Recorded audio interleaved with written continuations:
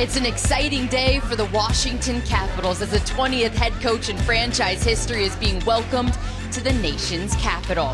It's a picturesque day outside and a picturesque day inside the brand new District E powered by Ticketmaster. The Capitals rolling out the red carpet for Carbery and family. The introductory press conference for the new bench boss is just moments away.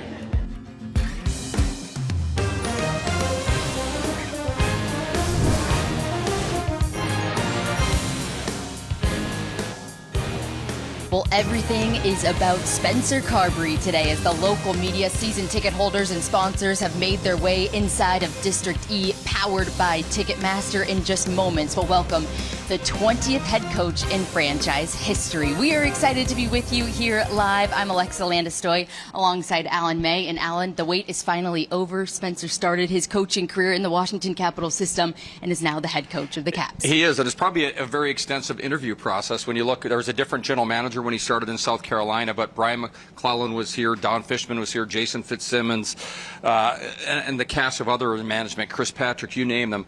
And so they know him very, very well. So, when you look at the interview process, they interviewed a lot of other people, but they really didn't have all the background that they did have on Spencer.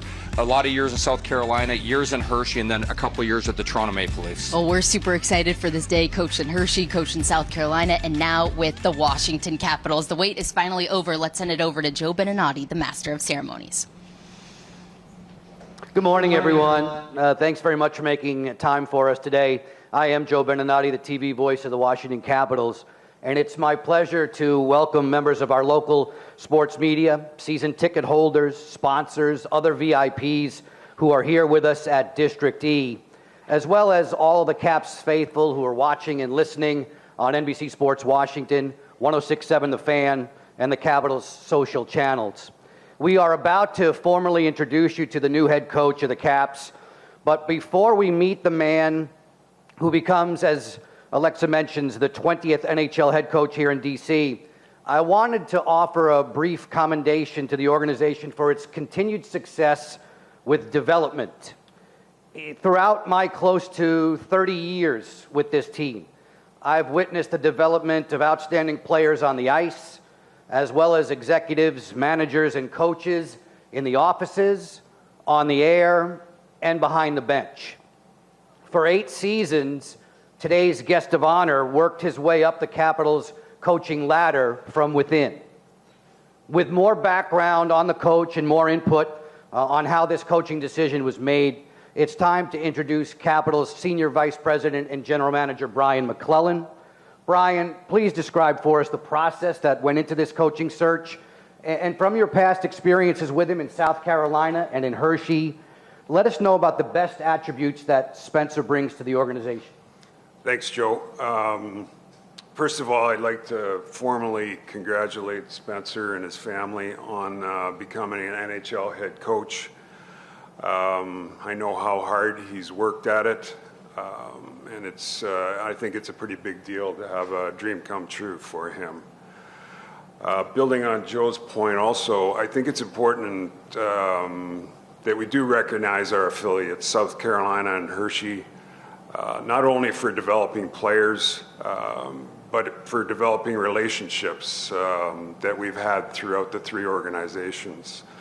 Rob Kincannon, here's the president of South Carolina, has done an excellent job in developing coaches, finding high quality character guys, putting them in a position to succeed and move up to the American League and then to the NHL. I think it's a testament to the organization he runs down there.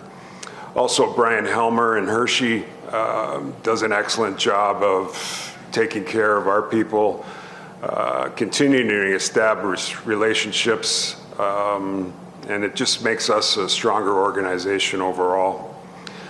I think most people here are aware of Spencer's resume over the past several years, highly successful at the East Coast League level, the AHL level, as a head coach. Another important part, I think, for his development and for us getting a more finished product is that he's spent the last 2 seasons in Toronto. He's led Toronto's power play, from middle of the road power play to the top 2 power play in the NHL. He's done a great job there, so I think that's a natural fit for what we're looking forward going forward. I know Spencer, and he's a hard worker. He's a real good communicator. He's demonstrated an ability to work with players at every level, at the East Coast League level, the ability to work with high-end NHL players. So he possesses a lot of the qualities that I think we were looking for in a head coach. But beyond the resume, I think the main reason here we're here today and hired Spencer is a high level of trust and comfort for both parties. We have a number of people that have relationships with Spencer throughout the organization, player development guys, pro scouts, amateur scouts. He's been around our team and rookie camps, player development camps, training camps. So I think we're very comfortable in knowing the person and what he's going to bring to our organization. So in conclusion, I think we feel very fortunate that we feel we've signed one of the best young coaches in the game, and we're proud to have him here today. Brian, thank you very much for your insight. We appreciate it. No need to wait any longer. Let's turn the microphone over to the man himself, a 41-year-old native of Victoria, British Columbia, Canada, a past Coach of the Year recipient in the ECHL and in the AHL, who is now about to make his opening statement as the new head coach of the Washington Capitals. Please welcome Spencer Carbery. Thank you. Well, just what an incredible week. Welcome to DC. Today has been phenomenal thus far, and I just first want to say what an absolute pleasure and honor it is for me and my family to be sitting here and being named the new head coach of the Washington Capitals organization. A couple people I just quickly want to thank that I think it's important to acknowledge: Mr. Leonsis, Mr. Dick Patrick, and obviously Brian, not only for believing in me, but also entrusting in me to lead this great franchise into the future. Next, I would be absolutely remiss. My family is here, and my wife Casey, son Hudson, and daughter Vivian, and I've taken them on quite the journey over the last 13 years and toted them around this continent. So their support, I'm nowhere near sitting here without their continued support of me and my coaching career over the last 13 years. And I also just want to quickly thank the Toronto Maple Leafs organization for being so gracious in allowing me to pursue an opportunity to be a head coach at the National Hockey League level. I just want to thank them for allowing me to pursue that. And lastly, I'll just sort of just tell you, beyond excited to roll my sleeves up and get to work for this organization, this community, this fan base, and our players. And I'm going to put everything I've got into this organization and the community, the players. I'm going to do everything I possibly can to make this team a group on the ice that we can be proud of, not only as an organization, but our fan base, the community, everybody around it. That's our team. We're proud of that group and what it looks like, and just such a privilege and an honor to lead that group. Thank you very much. Spencer, thank you, and welcome aboard. Best wishes to you and Casey, Hudson, and Vivian. Vivian, before too long, we're going to talk about that headband. It's going to look wonderful on either me or Locker, one way or the other. Haven't figured that out just yet. We're about to invite questions now for Spencer and Brian from the media who are here in attendance. Folks, please raise your hands. We'll have microphones brought to you. You know the drill. Please give your name and your affiliation, and then fire away. Who's up first? I see hands. I see Tarek. Tarek El-Bashir of The Athletic. Spencer, this is for you. This is kind of a team in transition right now. They've got an older core, but they're also trying to mix in some younger players. What is your vision for getting this team on track?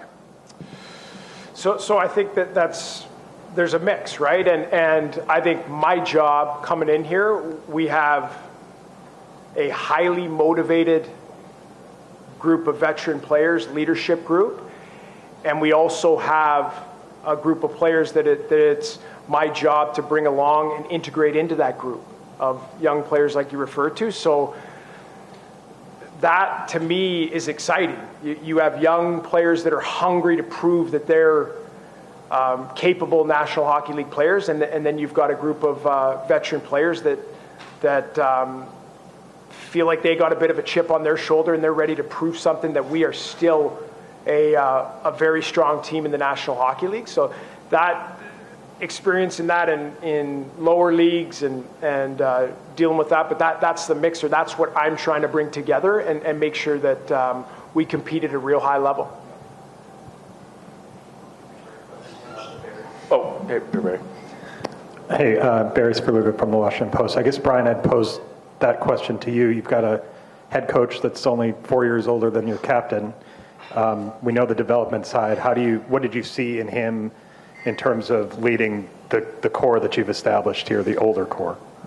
Yeah, I think our older core is coming in motivated this year, given what went on last year. I think, as I mentioned earlier, I think Spencer's experience in Toronto, dealing with established, highly skilled players running a high-end power play, I think that level of relationship, that level of communication, I think it's a skill he's learned over the last 2 years, and I think it's applicable to what's going on with us. We'll have the same type of players, and I think he's had experience doing that. So I think, in the end, I think he's a blend of, having a strong background in development and being able to coach high-end players too. So it's a good fit.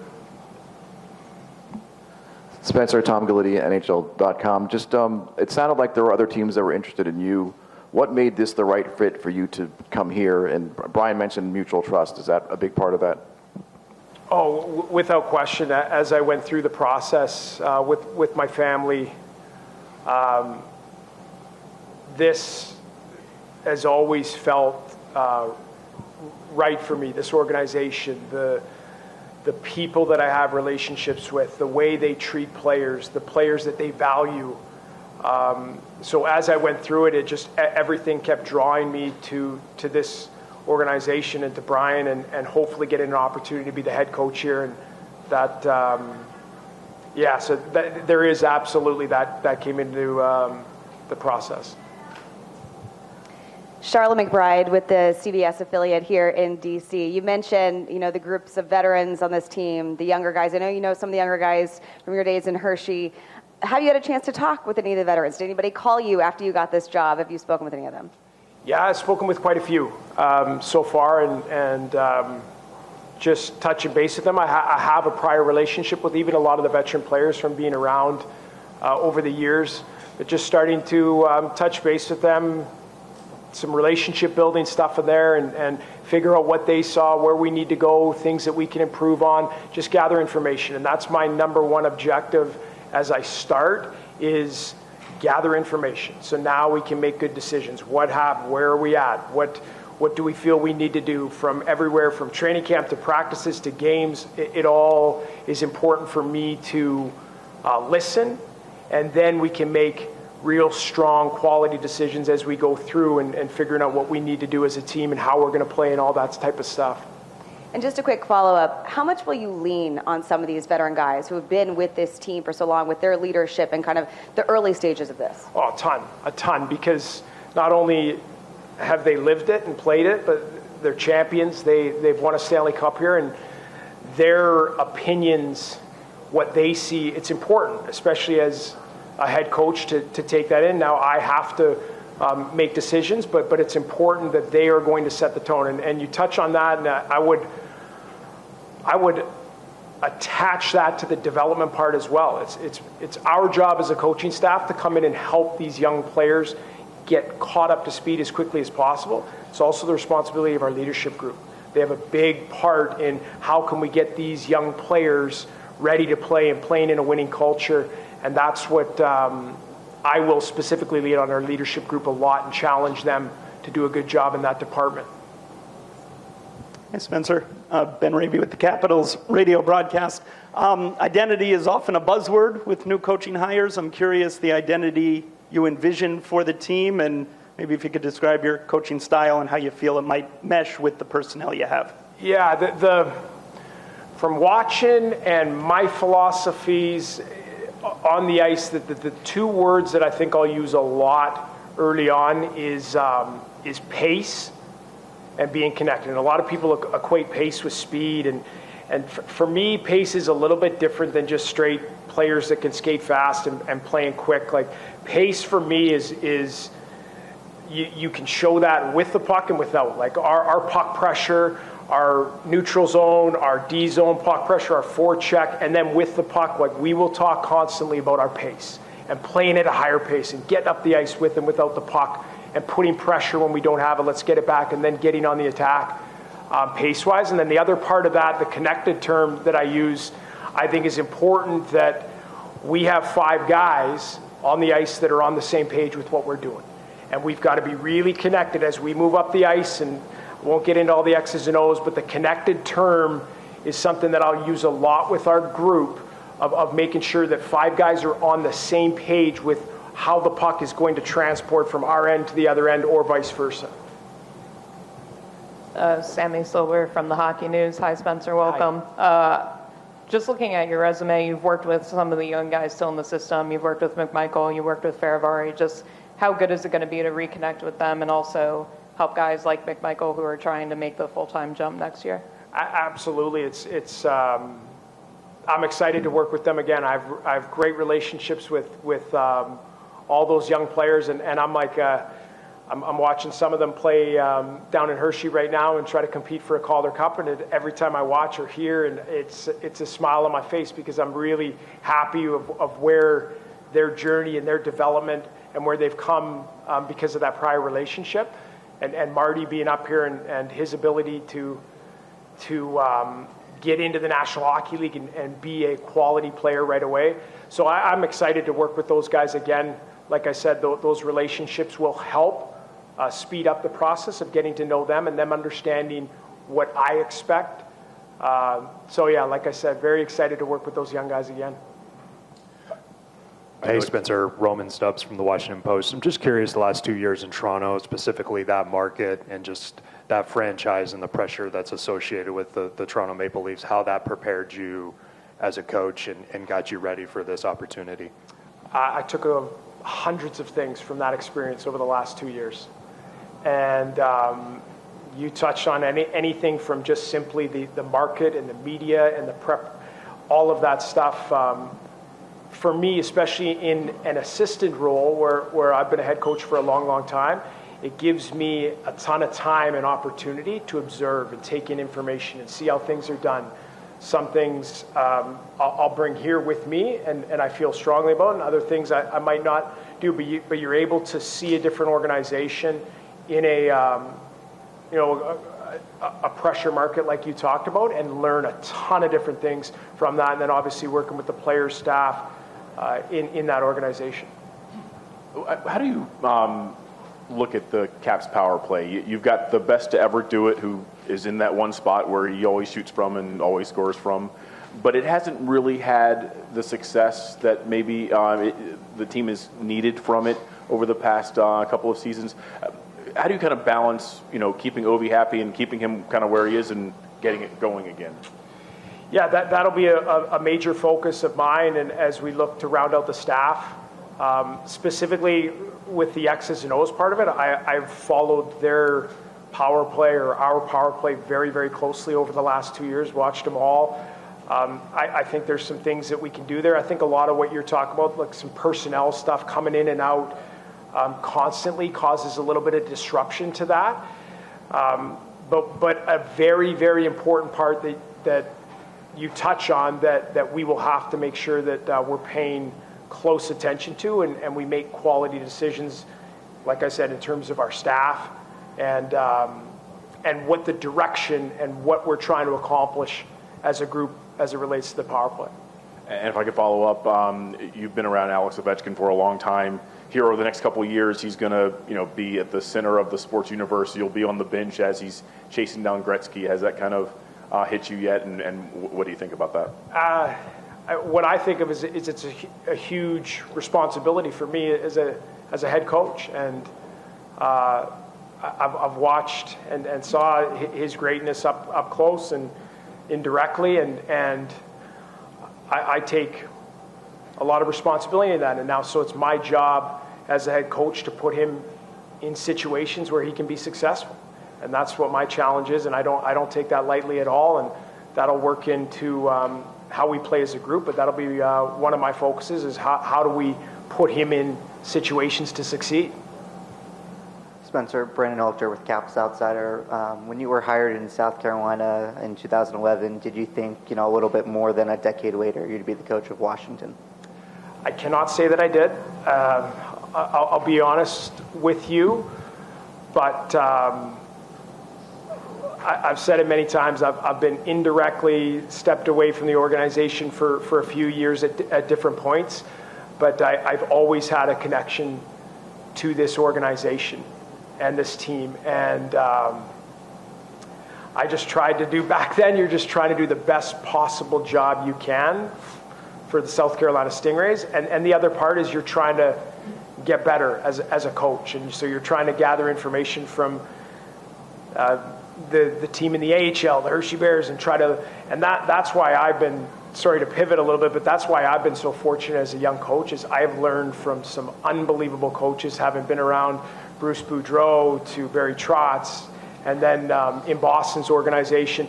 I feel so fortunate because I'm able to take all of this different stuff and almost steal it to be able to use it and go, that is a great idea. I would do that as a head coach. I would use this. I would systematically, culture-wise.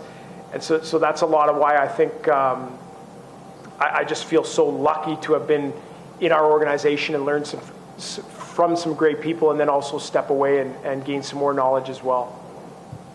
Brian, can we get back to the process real quick? Did you identify Spencer early on after you parted ways with Peter? And did you at all consider, you've hired really veteran coaches before. Did you consider guys who had been NHL coaches? Yeah, I think we sat down as a group. We identified candidates that we thought, might have a possibility with us. Talked about, weaknesses and strengths of certain coaches that are out there and might be available. Pursued some to varying degrees. Background check with people in the game and that. Spencer came out on top, from day one. Again, the history, the comfort level. I think, we wanted to interview a couple other candidates, and we did. And Spencer was going through his process at the same time. So, we were hopeful that, we'd found a match, but you never know as it plays itself out what could happen in interviews and what could happen with other organizations. And fortunately, it worked out for us at the end. Mac, I drove to Hershey last night to talk to people who've worked with Spencer, and I would say the common theme was energy and intensity. Would occasionally chirp his players, for making a bad pass or not catching one. Some of the stories were pretty funny. How important was it for you to bring in some young blood and some energy and vivaciousness? Yeah, I think it's same on the personnel side. We're looking to add younger players. We have an opportunity to get one of the better young coaches in the game. I think it's going to permeate throughout our organization. I think we're in a transition period here, and we're trying to make the best of it and see where it goes from here. Spencer, what's the challenge of getting this team back to the playoffs? You see how competitive the Eastern Conference is, and there's some young teams that are upcoming. Capital are trying to stay up there. Pittsburgh is trying to stay up there. How do you get this team back to the playoffs in this conference? It's no question it's going to be a daily challenge because of, like you talked about, the competitiveness, the difficulty to make the playoffs. But that's what my job is I've got to get to work immediately on how do we, like we've talked about, a young group or a younger group that's coming in and pushing, and blend that together with a veteran group that has proven a lot and are phenomenal players. And so I think the way I look at it is you have to keep that in perspective, right? Is there's a lot of proud, highly competitive champions on our roster that are going to want to prove that we can still do that. And that's where my focus will go. How we actually do that on a day-to-day basis, we'll get to work immediately on that. How we need to play, like I talked about, of us being on the same page, X's and O's wise, and then us culturally, which will be a strong part of our group. It always has been in this team, is us pushing each other, young and old, to get back and get back in the playoffs, and that's our challenge, and that's what we'll get to work on immediately. Hi, Spencer. Matt Paris from the Washington Times. Wondering, given your ties to the organization and kind of how used to you are being a head coach, how tough was it to leave for Toronto a few years ago, or was that just a jump you feel like you needed to make to be an assistant? Yeah, it was a really difficult decision, but one that I felt. I never played in the National Hockey League. I hadn't coached there yet, and I thought it was a tremendous opportunity to go be a part of a Original Six franchise, coach a power play, a team that was right there trying to push to make the next step. And so it was a difficult decision, but one that I felt like, A, I could help their organization, and B, me personally, I felt like it would help a lot in my development to one day hopefully become an NHL head coach. And that's the way I looked at it, and like I touched on, I won't go into it again, but just now taking all the value out of those 2 years, we ended up falling short of reaching our end goal, but took a lot out of my experience there the last 2 years.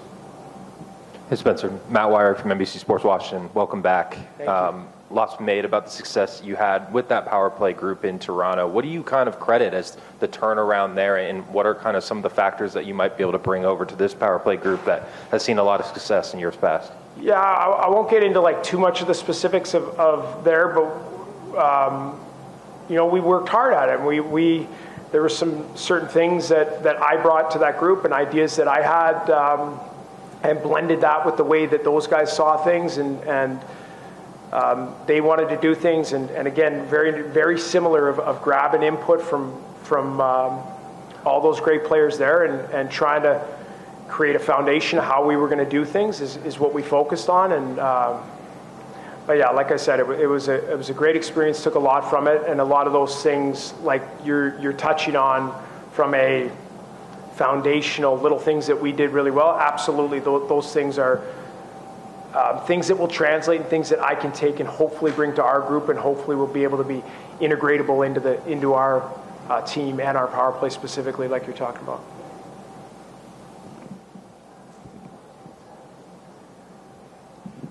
Ali Barubi, ABC 27 in Harrisburg. Tarek also didn't say, they all said you hate to lose in Hershey, so that was a big part of it. You're a testament to the development. How important is it now to lead this organization in that development and making sure guys are coming from South Carolina, Hershey, up here to Washington? It's really important that we're able to develop through the organization and hopefully create those tiers of where guys are able to come up and play for the Washington Capitals and contribute in a winning culture. And that was always what I did in Hershey, and that's, you touch on the competitiveness, and that's like, I didn't answer the second part of a question over here, my style as a coach, and what I feel like it's a blend of this, is being a strong communicator. That's, our players will know exactly what the expectations are. They'll know exactly where they need it. The communication with our group, that's right here for me.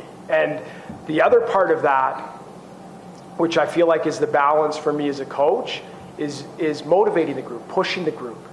setting a high standard and expecting us to always meet that standard, and that's a part of it. So being able to communicate, relate, talk to them, help, do anything you possibly can to help our guys get better and know what they need to do, and then push the group as a whole. That personally, style-wise, and I know I go off track a little bit, but that's me. And to answer your question, them moving up and us developing players that can step into the Washington Capitals lineup is critical. Hey, Spencer. Welcome back. Just Kendall Griggs, 7 News, DC. Just for you personally, going from playing in a D3 school like St. Norbert, what's it mean for you to go from those playing days all the way up to head coach of the NHL? What's that mean for you? I'm not a huge reflect back, think about things, but it is pretty surreal to think, and even bouncing around in the minor leagues and not really didn't have this plan. Like a lot of coaches have a specific plan of how they're going to, when they retire, are going to do X, Y, Z, and that just wasn't the way my path played out. So it is pretty surreal to think back on some of the times in Division III college and played at a great program at St. Norbert, and then bouncing around the minor leagues from team to team, and now being the head coach of the Washington Capitals. We've covered a lot of ground. I'm looking at Alex. I'm looking at Chase. Any more questions for either Brian or Spencer?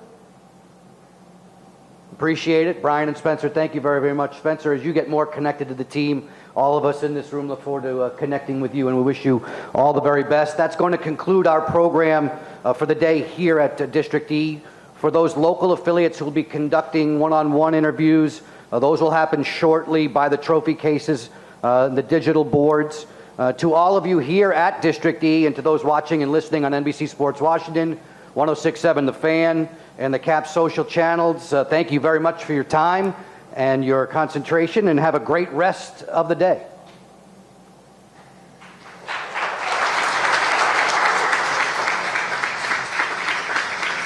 Well, you just heard the first remarks from the Capitals' brand new head coach, Spencer Carbery. And Alan, I was taking some notes, some of the quotes that jumped off the page to me. GM Brian McClellan talking about high level of trust and comfort that Spencer was already in the system. And something that stood out to me in Spencer's opening remarks, he had a huge smile and said, I'm ready to roll up my sleeves and get to work with this team and get everything that I've got. And that's what I think a lot of Capitals fans are excited to hear. Oh, absolutely. And it's only June right now, June 1st. But the biggest thing, on the scouting reports that I got from everyone I spoke with, here this stands out. He speaks extremely well and should be excellent with the media.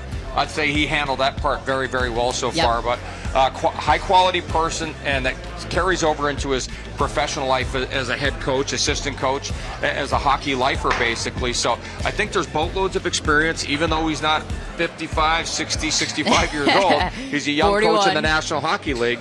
But this will be his 14th stop in his hockey journey, and it's been every level from junior hockey in British Columbia, collegiate hockey, NCAA, and a couple different stops, the minor leagues in the West Coast, the East Coast, the Central League, and then you look getting into the American Hockey League, coaching in the ECHL, then the AHL, and then the National Hockey League as assistant, and now here. I think all of that experience really, really matters, and he can draw back on how you communicate at every level with the younger players and the older players, because even in the ECHL and the AHL, you do have grumpy old veterans and you've got stubborn veterans, and he's the kind of guy that will be able to come in here with this incredible roster of aging superstars in Alexander Ovechkin, Nicholas Backstrom, Evgeny Kuznetsov, John Carlson, and TJ Oshie, Tom Wilson. You take those guys, I think he's going to know how to communicate with them and bring a lot of his enthusiasm to the game. I know we're all excited. He's making our way over here to the set, so we're going to take a quick break, and then Spencer Carbery will join us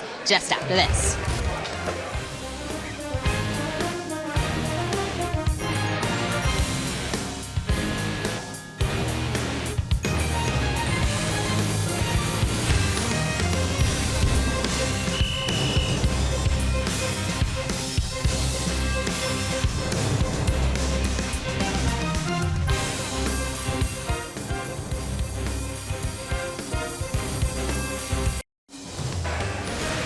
Well, Well, it's buzzing inside of District E, powered by Ticketmaster, as we had the introductory press conference from the brand new head coach, Spencer Carbery. Let's hear some of his opening remarks at the podium. It's been phenomenal thus far, and I just first want to say what an absolute pleasure and honor it is for me and my family to be sitting here and being named the new head coach of the Washington Capitals organization. Well, Spencer was at the podium a few moments ago, and now he's joining us live here on our set. Spencer, welcome to DC. Thank you. Thank you for having me. All right, we got to start off. You had quite the warm welcome arriving to Capital One Arena. What was that like when you and your family arrived to the arena and took your first steps here as the head coach? Very humbling coming out and seeing the warm reception to the city, to Capital One. I couldn't believe it. I was a little bit in awe, but such a warm welcome to make our family feel so at home. So Washington, D.C., and it isn't exactly Toronto, Ontario, Canada, and it's a completely different hockey environment here. What do you take out of your 2 years as being an assistant coach in Toronto, the fishbowl of hockey? Yeah, I hundreds of things, but I think maybe specifically of just understanding the pressure of that market and the media, and maybe didn't really have a full grasp until I got there of how important and how every little thing mattered. So I took a lot of that, and a lot of what you learn as a coach in that is handling situations through that type of pressure, and how you make decisions, how you navigate in-game stuff. I took a lot of that. Well, one of the things I was almost made fun of this. I don't know why they interviewed anyone else, because I feel like you've been interviewed since you were named head coach, not necessarily the assistant coach or the player that played in Charleston, but as the head coach of South Carolina.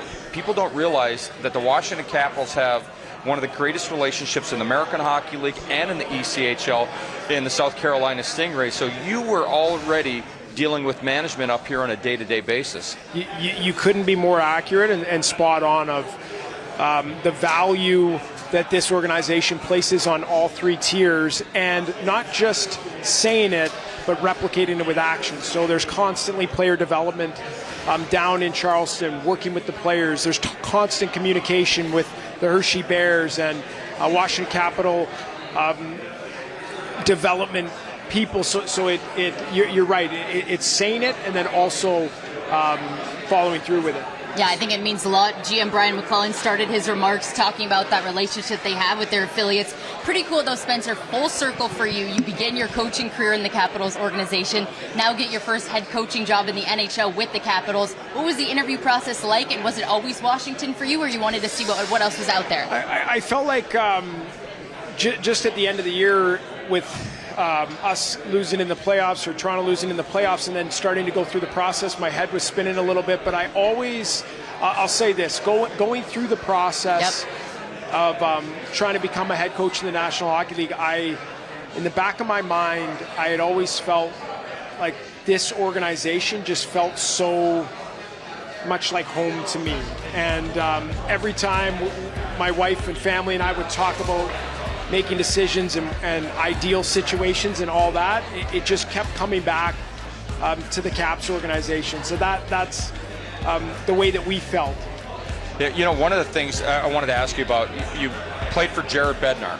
How much have you leaned on him and the other guys that you've coached that have gotten to the National Hockey League? Cale McLean on the bench in Calgary, Warsofsky. You look at the different guys you've been in relationships with, and how important was it to lean on those guys throughout this process? Oh, I touched on it earlier. A huge amount of why I've been so fortunate is to have people like you just named, and Jared Bednar playing for him, and being able to lean on him for the last 13 years and ask him questions and pick his brain, and then going, like you said, Cale McLean, Ryan Warsofsky, and then into Boston's organization and being around Butch Cassidy when he was in Providence. And there's just been so many moments where I almost have to pinch myself because I'm able to gain so much knowledge and different perspective that now makes me who I am as a head coach.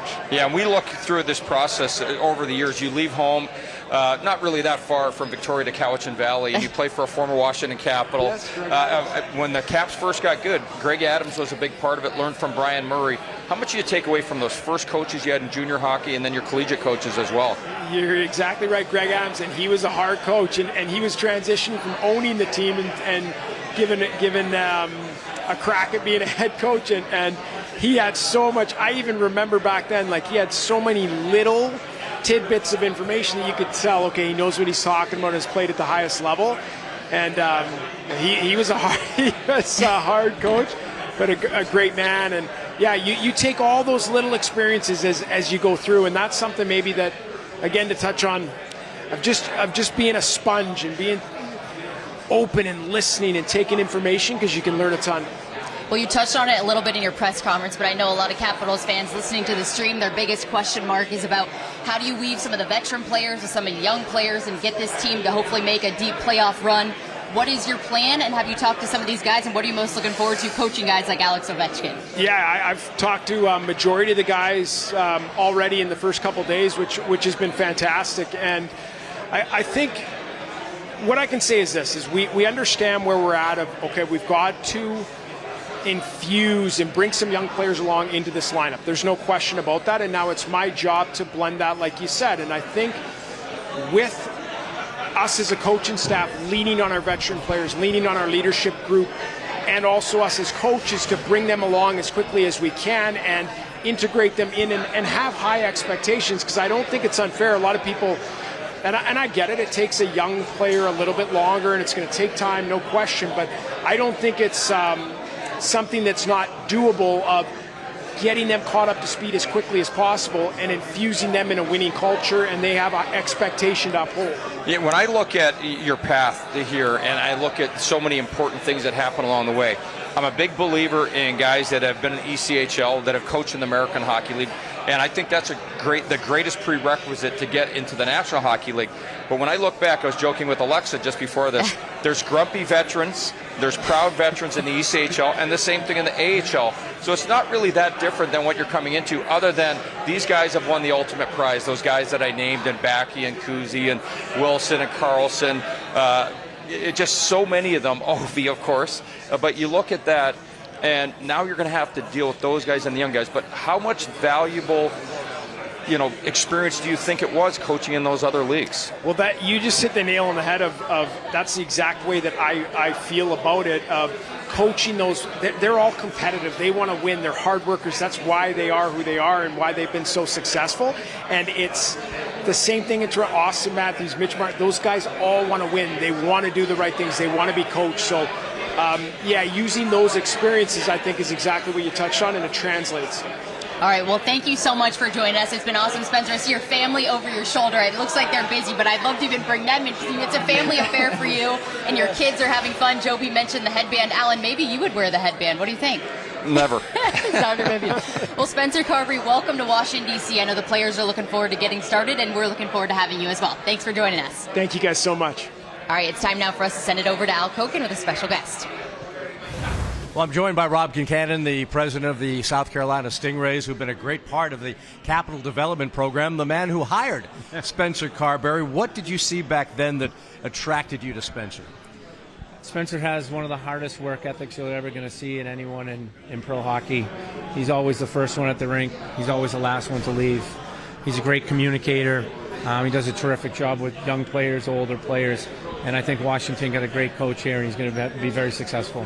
But he was an assistant when you first kind of joined the organization. Yeah. What was it that you saw? Because obviously there were a lot of other candidates. What popped out in your mind to him? Well, he's a very intense person. I am as well. I noticed how hard he worked. His path to where he is today is very different than folks take. He was a Division III hockey player. I was as well, so I could relate to him there. He didn't play at the AHL or the NHL level, so he knew the definition of commitment and hard work. And then that was on display through his 6 years in Charleston, 2 years in Toronto, 3 years in Hershey, and where we're at today. I don't think that's ever going to change, and it's great to see that it's finally paid off. Rob, you just mentioned those 2 years in Toronto. How valuable do you think that has been for Spencer to be where he is right now? I think Brian talked about it. I think that made them more comfortable knowing that he was able to work with the types of players that are in the NHL and not just the guys who are at the lower levels. I think that was probably the last check mark on that box to see if he was ultimately ready for this challenge. Being second in the NHL and working with those types of players speaks to who Spencer is and what he can do. Obviously, with the Capitals and the structure they have with the Ovechkins and Backstroms and Oshie, a very veteran core. But Spencer talked about it, Brian talked about the fact that they do have to get younger. When you saw him work with young players, particularly the development players in the East Coast Hockey League, where did he do his best job? Where do you think he can make some of the kids in Hershey right now take that next step? Well, he's always on the ice. He's not one of those coaches who's going to sit in the room and during an optional skate, work on other things. He makes sure he's on the ice. He makes sure he works one-on-one with those guys, whether it's a video session in the room or on the ice. He's competitive as can be. He loves to play 3-on-3 at the end of practice with some of the scratch players and things like that. So he's always teaching. He's always working with the players. And like I said it earlier, he's a great communicator, and I think that's the key to this. Before we go, I want to give the South Carolina Stingrays a real shout out, because as a part of this development program, everybody kind of focuses on Hershey. Yeah. This organization has benefited majorly, as well as other organizations, particularly with the goaltenders that you guys have developed. Almost every Capital goaltender I can think of, and guys now that are doing extremely well elsewhere in the National Hockey League, started in South Carolina. It's just a great relationship period with, when Scott Murray and Ole Kolzig come to town to work with our players. Jason Fitzsimmons lives there as well.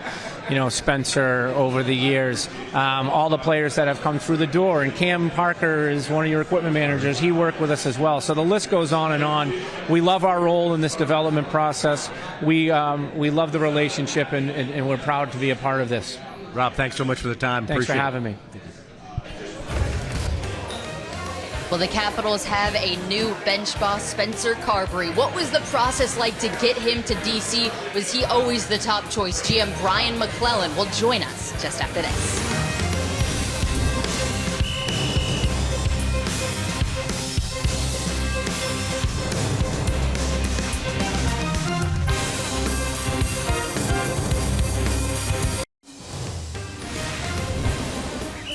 With you here at District E, powered by Ticketmaster, for the Capitals' introductory press conference of their brand new head coach, Spencer Carbery. Let's take you back a few moments ago when GM Brian McClellan made his opening remarks.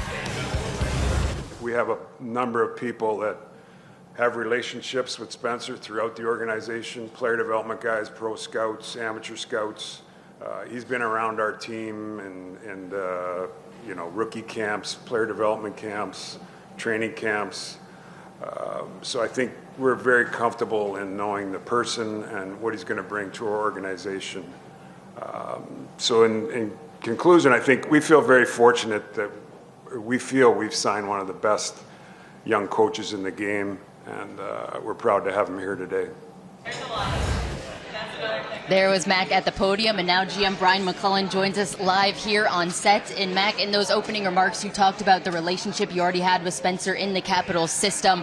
Was he a guy you looked at from the start, or take us through the process of what this was like this offseason? Yeah, I think he's always been a guy we've looked at. When we had him, we thought he'd be a head coach at some point, and then we lost him for a couple years there, and then he came back, and I think he's been a target of us for a long time, and I think we've been the benefit of him going to Toronto and coaching as assistant coach in Toronto and running their power play. So I think it's been a good experience for him, and it's helped us out in the long term. What were the most important strengths and attributes of what he does as a coach and as a communicator to you? Yeah, I think communication is a big one. I think he touched on it. Everybody you talk to that's played for him or coached with him or been around him, he's a strong communicator.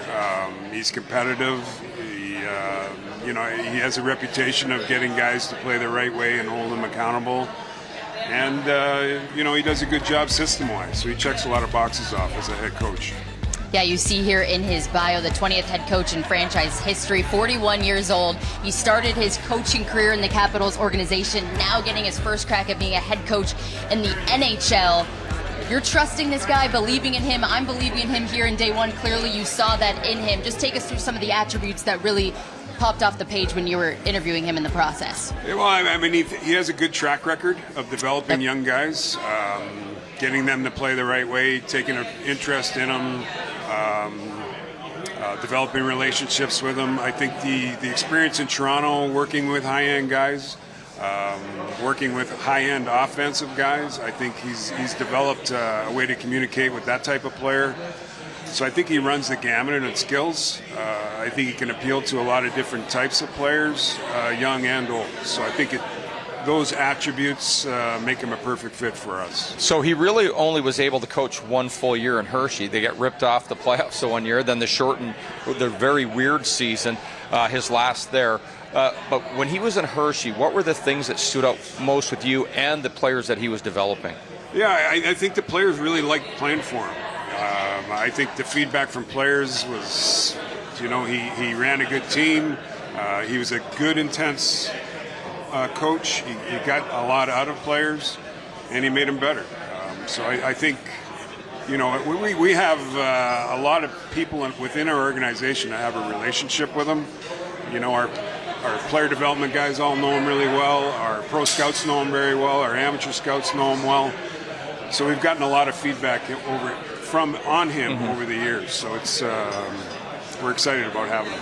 All right, so you checked the head coaching box. That's something we were all waiting for. A few more decisions to happen this offseason, what the team will look like. How are you approaching these next few months? And obviously Spencer now in the room with you guys. Yeah, I think next on the docket would be hiring a couple assistant coaches. During the interview process, we've talked philosophically about what we might be looking for.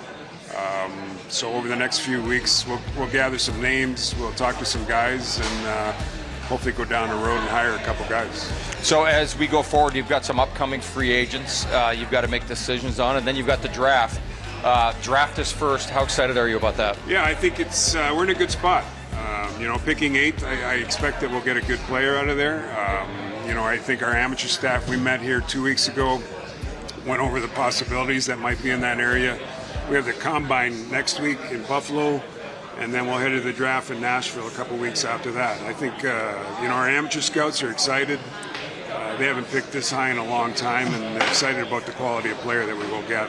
I was hoping higher than 8th. I was hoping I was there that night. I was hoping we would go number 1 or 2 or something up high for the Capitals. That would have been fun. Just Spencer Carbery in this system. You talk about the guys like Alex Ovechkin, the veterans in the room. Was he a part of this process with you, or what were some of the veterans like? I think at exit meetings or before Alex went home, we talked generally about the head coaching, and I brought up Carbery's name. And then, I informed him of the road we were going down to sign Carbery when it did happen. And also, I'm curious, with the pace this offseason, a lot of head coaching vacancies. Did you feel like you had to kind of get your guy quicker as other teams were looking for their head coaches? I mean, I think he was in demand. He's a good young coach, and there was a lot of teams that wanted to interview him. It was very competitive. So we tried to be as aggressive as we could to sign him and get him. As you're building your roster for next season and your coaching staff, you've watched every game of the playoffs, I take it, and seen what's gone on. What has stood out most in the playoffs of the teams that have had success? I think, Carbery's touched on it. I mean, the pace of play is tremendous. And I think the farther it goes on here, it just gets faster. And I think, another trend would be the bigger, heavier players playing at a fast pace. Yep. Maybe goaltending, how it's, carried some teams, and other teams it's cracked and resulted in them having some losses. Yep. Well, exciting news here in D.C. The Washington Capitals no longer have their head coaching vacancy, hired the 20th head coach in franchise history. GM Brian McClellan, thank you so much for joining us and giving you some of their insights throughout this process. Thanks for having me. All right, it's time now for us to send it over to Al Koken with Capitals radio play-by-play voice, John Walton. Well, with the radio voice of the Washington Capitals, John Walton, who goes back to, 2015 with the new head coach, Spencer Carbery? Yeah, you know what? We had a chance to go down and see South Carolina play in the Kelly Cup final, and I was so impressed. I met him down there, and when he talked about being a communicator, Al, that's exactly what he is. I saw that a long time ago with the players who are in South Carolina, and I got to see it in Hershey again, and you just knew that he was going places. And I think to be able to see him come to Washington and kind of complete the organizational trifecta in coming here. It's a great thing to see. I'm so excited that he's here, and I know what he brings to the table, and I can't wait to see it in practice once we get to September. Well, we did just speak with Rob Kincannon, the president of the South Carolina Stingrays, and he kind of echoed what you just said. But you also have deep ties with the community in Hershey after being there for so many years. What were the things that the Hershey people said about Spencer as he started to make his way up as a coach? It was, I had the unique opportunity of being able to walk the concourse at the game last night and be around the fans, and fans were coming up to me the whole pregame and saying, we are so excited to see Spencer as the head coach of the Capitals. They know what he was capable of there. It's just a shame that during his time in Hershey, it fell during COVID, so there wasn't any playoffs for him to be able to show. But they were the best team in the league after they had missed the playoffs a year before. He comes in the first year, they're the number one team in the league. So he has an instant impact. That's what we're obviously hoping happens here in Washington, too. And given what we heard here this morning, I'm excited. I wish that the season started tomorrow after hearing what he had to say. I can't wait to see what he puts when he puts his thumbprint on this. How valuable do you think the 2 years in Toronto are going to end up being for Spencer? I think they're hugely valuable, if for no other reason. You're running it with Austin Matthews and Mitch Marner. They were middle of the pack. They ended up being one of the very best in the NHL, number 2 over the last 2 years. And the Toronto media market isn't exactly quiet. I would argue that being the assistant coach running a power play in Toronto is maybe more pressure than most NHL jobs. So I think it was a great learning ground for him, and I think to be able to bring that to Washington is big. And I want to see how the power play works. You've got the greatest goal scorer of all time on the man advantage that's going to work it from the point. You know he's not going to change. He's going to be over there, but how the pieces work around him, I can't wait to see how it works. Before we let you go, you've been up to Hershey watching. You've been to Rochester watching as the Bears are one win away from a Calder Cup final. What have you been seeing from the Protuses, the McMichaels, guys who could be on the horizon for this team? There are a lot of guys that are doing a lot of good work down there, and the job that head coach Todd Nelson has done, it's a very tight group. They don't want this to end. They're a really good team in that sense. They've gotten great goaltending from Hunter Shepard. Alexei Protas got a goal last night and looked good doing it. We've seen Connor McMichael get goals along the way, and I'm really excited. I'm putting Beck Malenstein in the Capitals lineup right now. I don't know if player and hockey ops may not want broadcasters making decisions, but I love the way he plays. I love the way he hits. I think he would have been with this team anyway. I think you think I too. 4LW on this team. I see him playing next to Nick Dowd next year, and I can't wait. But it's a great experience because if they can win down there, you start to get some more of that winning pedigree back in the Washington locker room, and I can't wait to see that either. John, thanks for your time, and thanks for making Spencer and Max the decisions about Beck Malenstein much easier. He's in the lineup, apparently. That's what I'm here to do. I'm here to help in any way I can. Hey, it's our pitch to the GM. They were talking about the Hershey Bears up 3-2 in their series. You can catch all the coverage right here on NBC Sports Washington. And speaking of Hershey, it's a place Spencer Carbery served as head coach. And look at this, Alan. All of the notable young players that he has coached: Faravari, Alexiev, Johansson, McMichael, Protas, Snively, Malenstein, even worked with Scott Allen. I think this is music to these fans' ears who want to see a young boost to this Capitals aging lineup. Well, I think the biggest thing that all those players know about him is he's demanding, and he's got a style of play that you have to play still. He's motivational, but he's teaching the important things of the game. And I know from my time in the American Hockey League, my last year that I played in it, we lost in the league finals. These players are getting valuable experience right now in the playoffs. My last year, we lose in the league finals, it made me an NHL player because you realize the further you go, the most important things, how tough you are on the puck, how every bit of discipline matters, showing up every single game.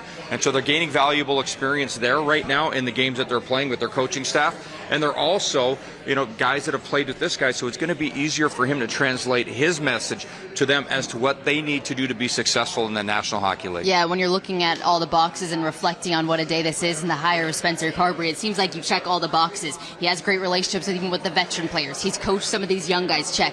And he seems like he has that mindset that he wants to merge the two and bring his own philosophy as a strong coach, and that's, I think, what this team needs right now. Well, one of the things that really stands out with him from everyone I spoke with that knows him intimately well is that he's very convicted in what he believes in and how the game should be played. He's got strong ideas, but he doesn't act like he invented the game. He doesn't think that he knows everything about it, and that's key. I think when coaches get to the point where they think that their way is the only way and that they know everything about the game, they are done. And I think you have to be fresh and innovative, and that's why I think in the different levels he's coached at, the ECHL, the AHL, being an assistant coach in the National Hockey League and seeing what works, what doesn't work, I think it's valuable experience that he is now the 20th head coach of the Washington Capitals, his 14th stop in his hockey jersey from the journey from when he left home as a junior hockey player. So it's been a road traveled all over North America, and here he is in Washington, D.C. Yeah, first to serve as head coach of all three organizations, South Carolina, Hershey, and now with the Washington Capitals. Well, Joe Beninati had us covered all day long. Let's send it over to Al Koken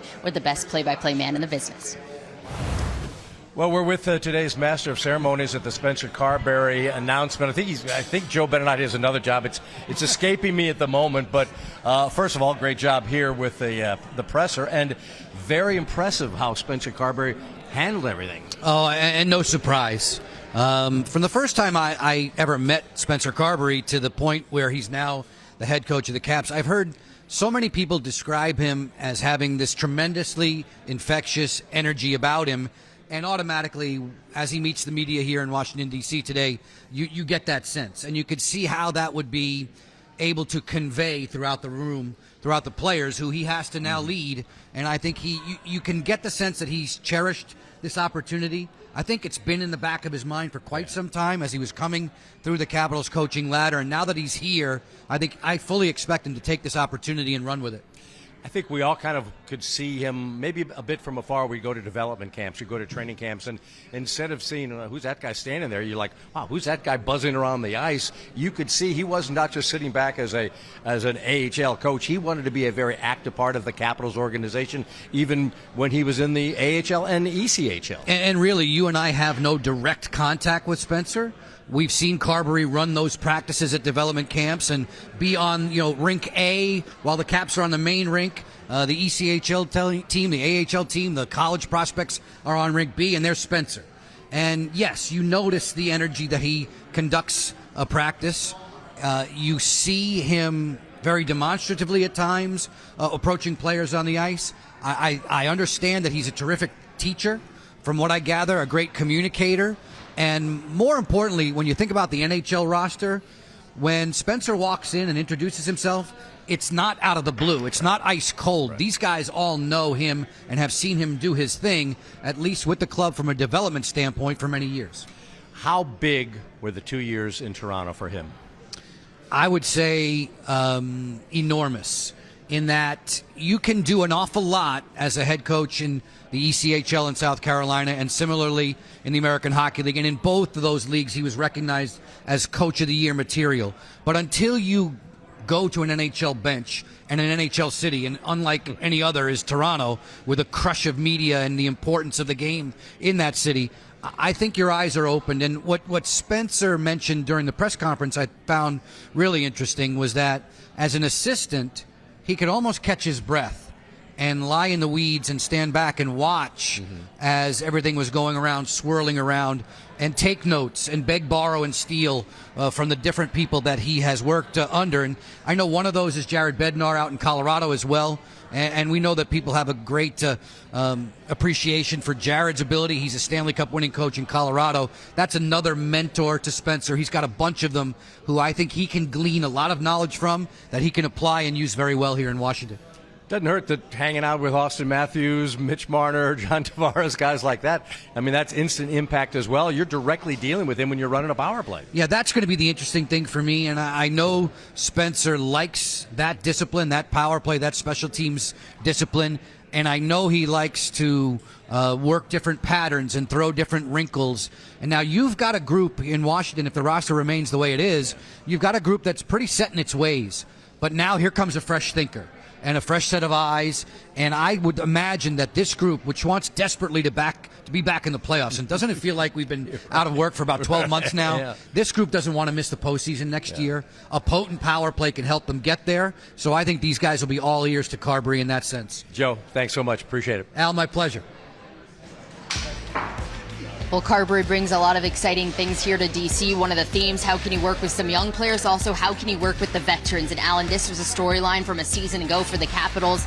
The injury bug seems to be hitting this team. You look down the list, plenty of man games lost. Hopefully a long offseason will mean they will be healthy at the start of next year. Absolutely, and Beck Malestein should go on that list as well when you think of it. He broke his finger killing a power play out there on the penalty kill. So I just look at that. Health is certainly going to help this team. Getting players full off seasons of training. You look at Nick Backstrom needs a full off season.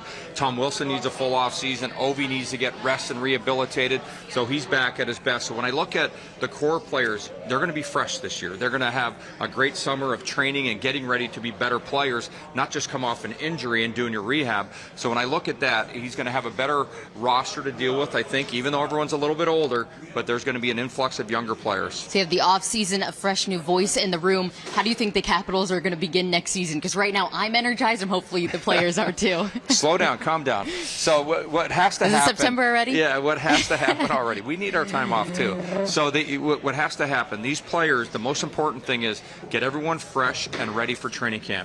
There's going to be enthusiasm, having a new coach, new systems, new ideas, a different voice, voice that's going to be somewhat more compassionate and empathetic to what they've gone through the last few years. But then the same thing, getting those players to get back in the playoffs and have that, once again, go back to enthusiasm and the drive to not just make the playoffs, but win another Stanley Cup. Because there's not a lot of years left for Ovechkin, Backstrom, Kuznetsov, Carlson, Oshie, Tom Wilson.